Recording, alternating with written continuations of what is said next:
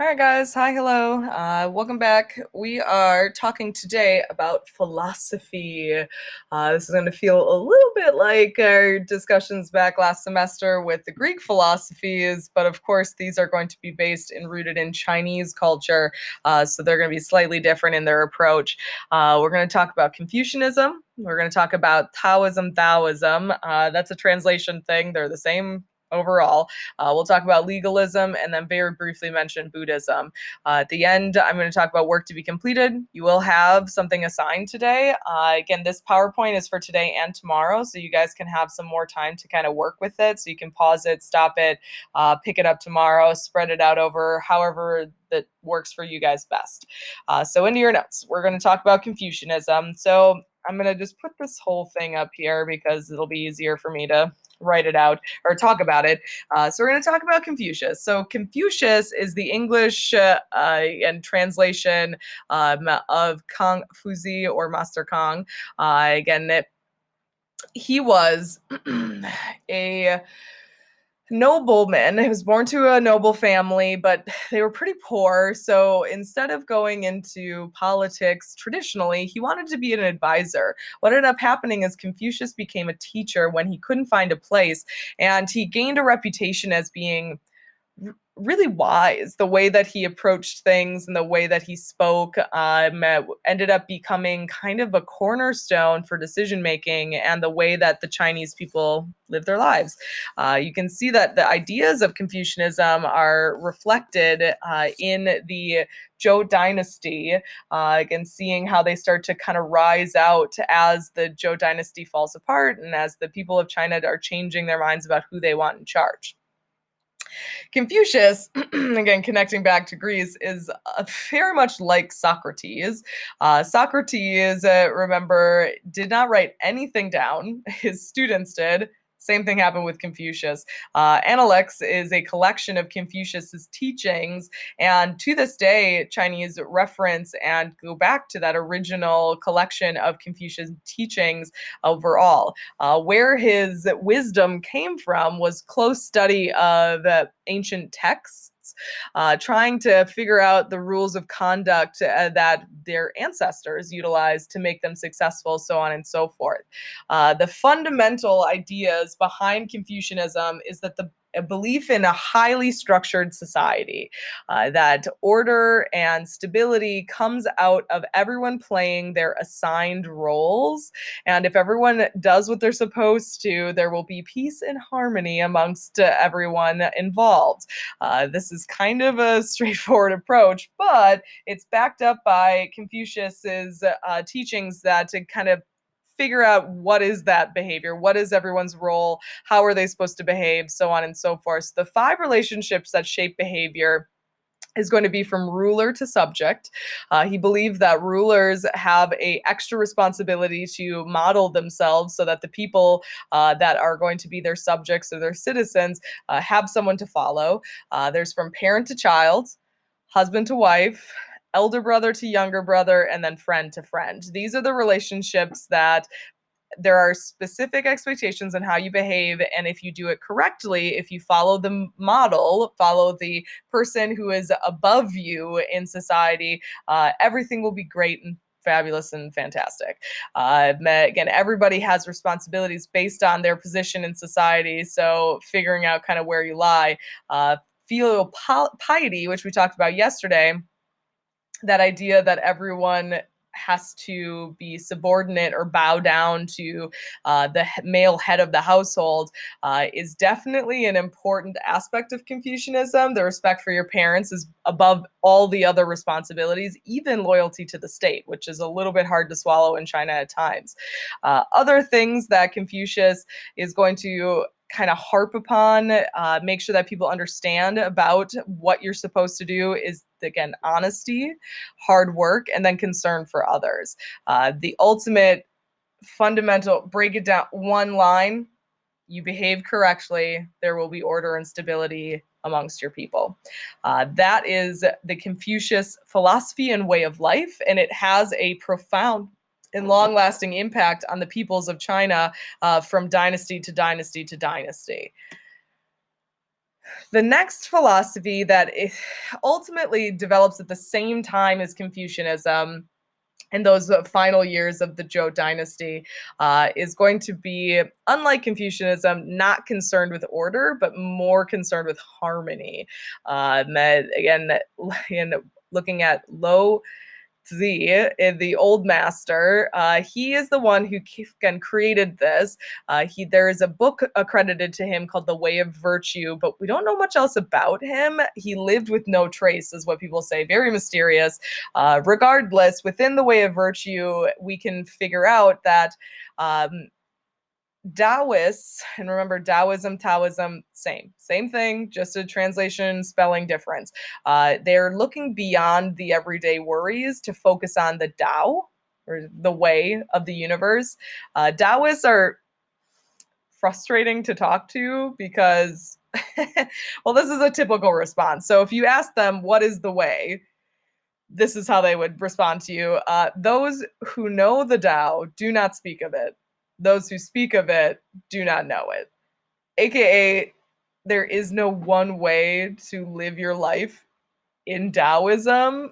Everyone knows something different, and there's no way to verbalize or to teach it directly. And it's a very philosophical philosophy, is how I kind of think of it.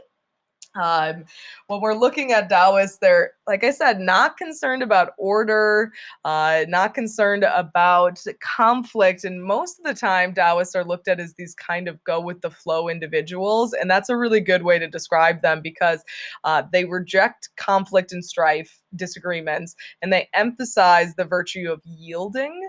They oftentimes talk about water, the idea that water does not, again, stop when it meets a rock in the river. It flows around, and the natural sort of end to that conflict is eventually the rock will be made smooth so that the water can flow over it again. It's a very, like I said, philosophical way of thinking about things. That Taoists did not think that government was natural, that is something that, again, we created as people. And of course, that meant that Taoism was difficult to control. Balance and harmony is what the individual is concerned with Taoism. It's all about two opposites completing each other in an effort to form one natural, harmonious situation. If you've ever seen a yin yang, the white and black symbol. Again, the yin yang is the symbol of Taoism.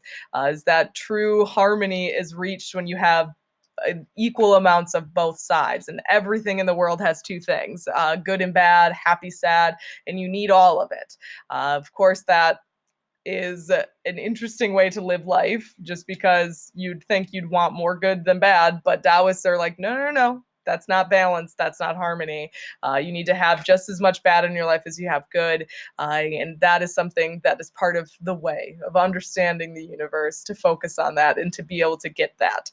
And that a lot of Taoism is about letting things just happen, following the will of heaven through inaction, aka just go with the flow. And it's a big part of Taoism overall, that kind of let it happen around you, and what will be if harmony is to be met, and balance is to be had.